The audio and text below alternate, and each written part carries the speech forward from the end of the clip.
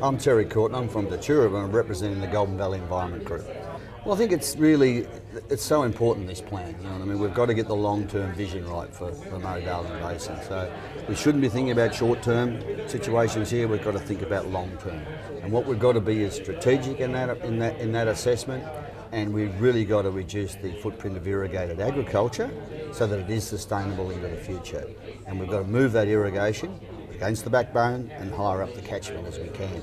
Because if we don't do that, we haven't got a sustainable irrigation industry, and therefore we haven't got a sustainable basin. I'm Juliet at Feuvre. I work for Environment Victoria's Healthy Rivers campaigner, and I'm a member of Minister Walsh's Basin Plan Advisory Group. Well, I don't live in the basin, but it's really important to me. Its well-being is crucial. I go there for my holidays. Some of my favourite memories, my favourite places are in the basin. So I want to see as many people as we possibly can who care about the place getting involved in this process.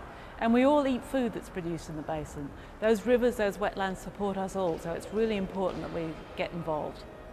I'm Andrew Young. I'm a private diverter vegetable grower from Goulburn Valley area, and I'm here to represent Lower Murray CSAC Committee. Economically, I think that's a real tricky question at the moment because it's so difficult in St Razor at the moment for most of our commodity groups are really struggling. And yet we are a very productive district and we have huge potential, and I'm very confident that one day it'll turn around, and that's mostly to do with the current exchange rate. We're going to play a very significant role in feeding Australia and the world in the future. So we've got to be there, we've got to be adaptive. I know Craig talked today about being adaptive, and I just think that's so important. Social and economic run together.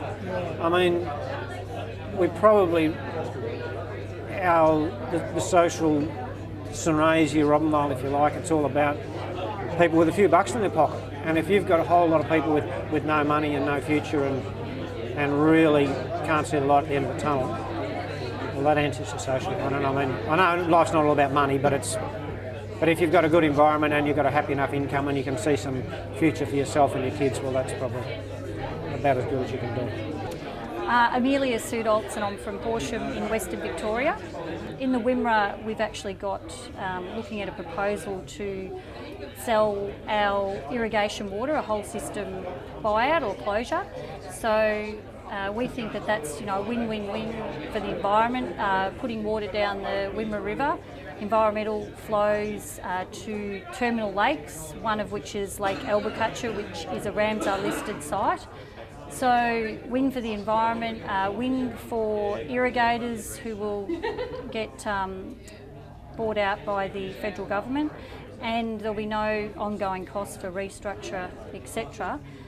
And also an economic win for those irrigators. So yeah, we're hoping that proposal gets up.